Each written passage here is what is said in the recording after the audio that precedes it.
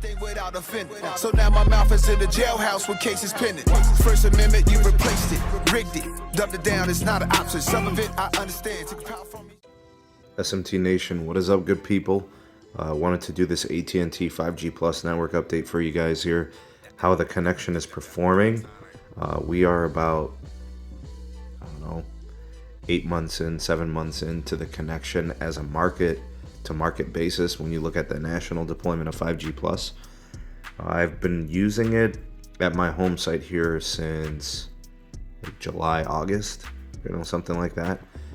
And I guess this is what it's going to be for now. So I want to show you guys how it's been performing recently and some of my concerns with the connection. Now, it's nice to have 5G Plus. It's nice to have the C-band.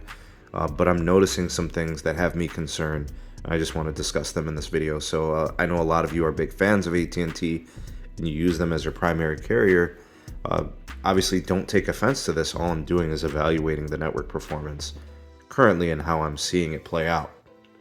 Okay, so to kind of get things started here with this initial test, the AT&T 5G Plus here, as it's currently constructed, you've got lots of variation to the performance. I see performances all over the place. All right, so the first test, 171 down and about 4 up. But those are megabits per second. You'll see 5G Plus up here, boom, in the upper right-hand corner on the iPhone. This is the 14 Pro Max, just so you guys know. Ping time at 41 milliseconds and then jitter at 6. All right, I'm about a mile from the site. It's a pretty straightforward connection. It shouldn't be, this problematic, but I do see trouble with the connection. I'm just trying to call a spade here. The ping time could use some improvement. The downlink throughput could as well, and the uplink most definitely could. I mean, the same distance from Verizon, they're doubling, tripling, all types of throughput on both sides. So I've been disappointed recently. I've seen the throughput and performance kind of, I don't know if I definitely want to say it's degraded, but it's not as good as it used to be. All right, so we'll run a back-to-back testing here for you guys. So I used to get like 320, 340 megabits, sometimes like 380. It would approach the 400. I'm not seeing that anymore. And then the uplink, is getting like 10 megabits, 8 megabits. I'm not seeing that more either. I'm not seeing that anymore either. I think what it's boiling down to is I don't think it's the connection that's degrading. I think it's the usage that's increasing. I think more and more people are switching to AT&T here in the CLE market. Deservedly so. They're doing a lot of marketing. They're building out fiber, and the wireless network has seen massive improvements due to modernization through FirstNet over the last few years. And they're building 5G Plus really, really fast. They do have a very impressive track record on upgrades recently. So I have to premise that and say that they are doing a really nice job, but we're seeing the usage increase. And I think this, we've got to see a couple things happen for AT&T. We've got to see the 40 megahertz of C-band, the 3.7, and we've got to see the aggregation of the 3.45, the DoD. That has to happen.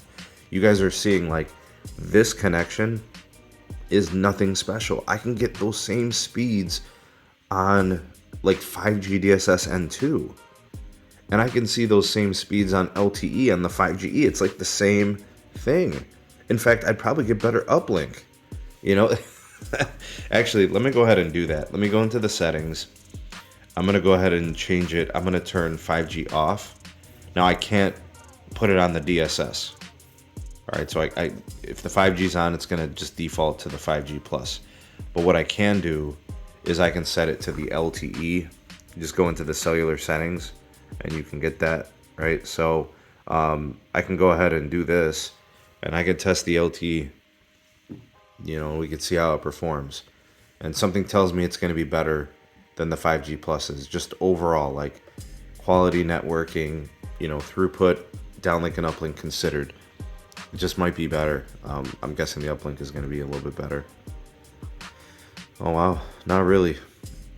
All right, so this is an indication to me You have usage increasing, more and more people on the network for the mobile side. They don't do fixed wireless access. If they did, they'd be in trouble. All right, 118 down and like 4 up. It's really not that different. 31 ping, 5 jitter. So I guess it really doesn't matter. The usage is just up. They're growing. They're getting more customers. People are bundling their services with fiber and also with, with wireless now. They've got an attractive promotional discount that goes with that. Or it's not promotional. It's long-standing. Like, it's permanent. So they're active in the market. Like, they're going to people's homes. They're knocking on their doors. Hey, do you have the fiber product? Do you want to bundle with wireless? We could do that for you. It's working for them, but I'm not a fan of the 5G networking here on my home site, as it's essentially getting used now. I think it has to do with the promotions. I think it has to do with their attractive deals for like iPhones. People want new iPhones, and they'll take the AT&T network gladly with those discounts and those offers. You see what I mean? Like, this is really good, if we're holding it to the standards of a few years ago. But there should be no reason for this to be the case. And remember, this is LTE, so 123 down and about 8 up, 37 ping, 9 jitter. Nothing to write home about, you know what I mean? Nothing impressive. I'm gonna go ahead and switch it back to 5G, and I don't know, maybe we'll try like an airplane mode. I don't know, we'll see if that maybe helps. Give it a fresh connection. All right. So we'll see it's on 5G. Maybe we'll get a DSS test just to compare. But I'm seeing it, folks. I'm seeing some trouble. They've got things that they can improve and work on. See, the test didn't indicate any change. Right now, this is indoor testing. It's nice to see it picking up, but it's not substantially better than the LTE network. It's really not. It's slightly better in downlink throughput, and the uplink's no different. The ping time's essentially the same. It's not that much different. All right, so I don't know if this is happening where you are. I don't know if this matters all that much to you, but I used to see twice as much throughput on downlink, and I used to see twice as much downlink or uplink in throughput. It's kind of annoying. I want to, so maybe the network is regressing. So I want to just take this opportunity to call out AT&T and tell them to do better here. And also, I think from an engineering standpoint, they're going to have to get that 40 megahertz of 3.4 and the 40 megahertz of 3.7 combined, right? And that's for now, right? They got 40 megahertz of A block from, usage through the Verizon deal they have. At some point, it's going to kick in at the end of next year, probably, where they can have 80 megahertz. Right, you'll see it kicks off the 5G Plus here on the iPhone to save on battery life. Then, they're going to have 80 megahertz of C-band, the 3.7, and then they'll have 40 megahertz of the DoD, and we can have a combination on the N77 channel of 120 megahertz. Now we're talking some real 5G Plus, you know what I mean? It's a good networking. I don't know, folks. I just wanted to share this with you guys. Again, not to poo-poo on anyone's parade. It's not an attack against your personal identity. I don't do favoritism. I'm evaluating network performance in my market as I see it. And this is how it is. And I hope it gets better. They've got work to do. T-Mobile's been experimenting with SA 5G, and I've been having problems with that. N71, N41, N25, all these things back and forth, LTE, 5G, 5G UC. And I did videos on that. It's given me a hard time. And when Verizon was throttling me, I rode them hard for that a few summers ago.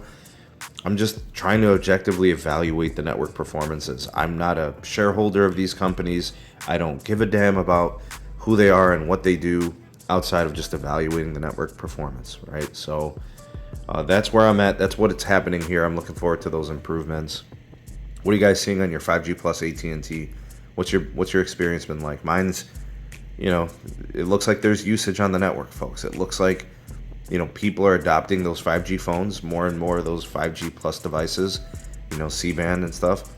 And I think I'll also throw in, with the current state of how they're managing N77, where you only get either DoD or C-band, it's affecting them.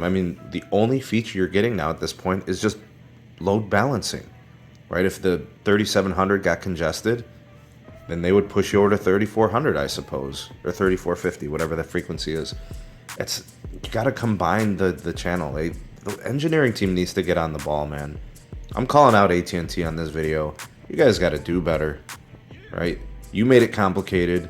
You decided to go in on those two frequencies and put all your dependencies in these things, and you couldn't compete with Verizon in the auction to get a block on your own, right? So you had to make that deal. You got to do better than this, man. I'm calling out AT&T for sure here on this site. I mean, other sites, they're better, and I'm not saying this is a widespread issue across the market or across the nation, but they just got to combine this channel. They got to stop playing games with these frequencies. Let's get this going, AT&T. Anyways, comment down below. You are the voice of the people, the SMT Nation. Let your voice be heard. Like, share, and subscribe for more, and turn on the bell notification icon to never miss an upload for more videos like this. And I'll leave you with these departing words here, words of positivity from the SMT. Every new day is an opportunity to be great. Go out there and be great. Thanks for watching. See you all on the next one.